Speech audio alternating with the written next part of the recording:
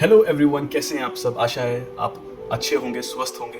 आज की इस वीडियो में हम बात करने वाले हैं एसएससी के बारे में, यानी इनकम टैक्स के अंदर एसएससी कौन होता है।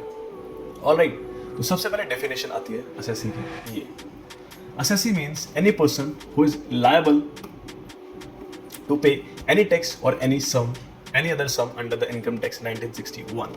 What does this mean? Let me tell you. तो क्या मतलब है इसका?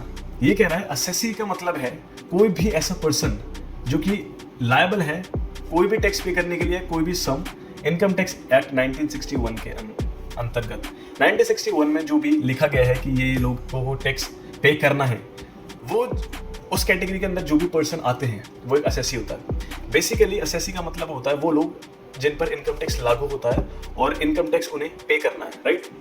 ये हो गया सबसे पहली डेफिनेशन। सिर्फ इतना ही नहीं, एसएससी का मतलब और भी होता है। ऑलराइट, नीचे चलते हैं।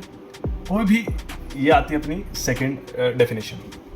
Every person in respect to whom any proceedings has been taken for the assessment of income, loss and refund. यानी मान लीजिए आपकी कोई दुकान है, ठीक है, और उस पर आप कोई इनकम टैक्स पे नहीं करते और अंडर 1961 एक्ट के अंडर आप आते नहीं हैं, तो आप कहते हो जी मैं इनकम टैक्स क्यों पे करूं, मैं तो उस टैक्स के जो एक्ट है उसके अंदर आता ही नहीं। तो ये वाला पॉइंट क्या कहता है कि अगर कभी भी इनकम टैक्स डिपार्टमेंट आपके पास आकर कोई भी, ये देखो प्रोसीडिंग, कोई भी आपसे जांच पड़ताल करता है, आपके पास मान लीजिए 5 करोड़ रुपए आ गए बैंक में, ठीक है, वो इनकम टैक्स पूछ ले भाई ये 5 करोड़ आए कहाँ से आपके पास, आप तो कोई टैक्स वैक्स पे नहीं कर रहे हो और इतना ये 5 करोड़ कमा रहे हो आप।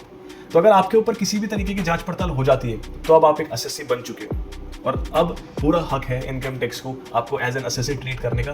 और वो आपसे पूछेंगे भाई ये 5 करोड़ कहाँ से आए, क्यों आए, और वो आप पर लीगल एक्शन ले सकते हैं अगर कुछ गलत हुआ। तीसरा होता है डीम्ड एसएससी, जिसे हम लीगल रिप्रेजेंटेटिव भी कहते हैं। इसका मतलब क्या है, मान लीजिए एक अपना बिजनेस है, बिजनेस का अपना एक ओनर होता है, ठीक है, ओनर कमा रहा धड़ल्ले से पैसे, कोई दिक्कत वाली बात नहीं। अब ओनर की एक टाइम पर आकर डेथ भी होगी। अब मान लीजिए ओनर डिसाइड करता है कि भाई हम अपने बच्चे को सारी की सारी संपत्ति देना चाहते हैं।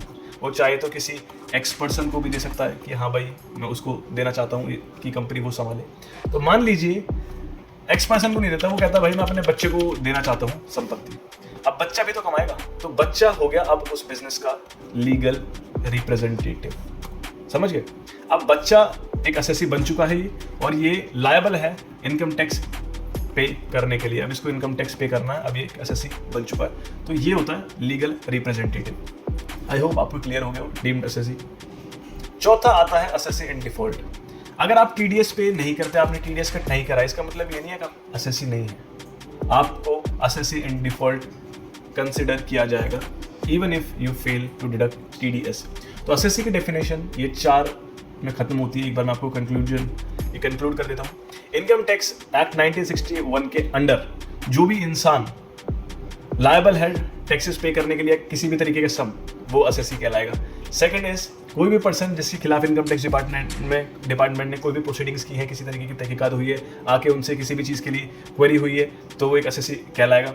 डीम्ड एसएससी यानी डेथ के बाद जिसके पास भी सारे एसेट्स जाते हैं, जो कमा रहा होता है, वो एक लीगल रिप्रेजेंटेटिव बन चुका होता है उस बिजनेस का, जिसे हम डीम्ड एसएससी कहते हैं। और चौथा कि आप ये बिल्कुल ना समझे कि अगर आपने टीडीएस कट नहीं करा तो आप एसएससी नहीं है।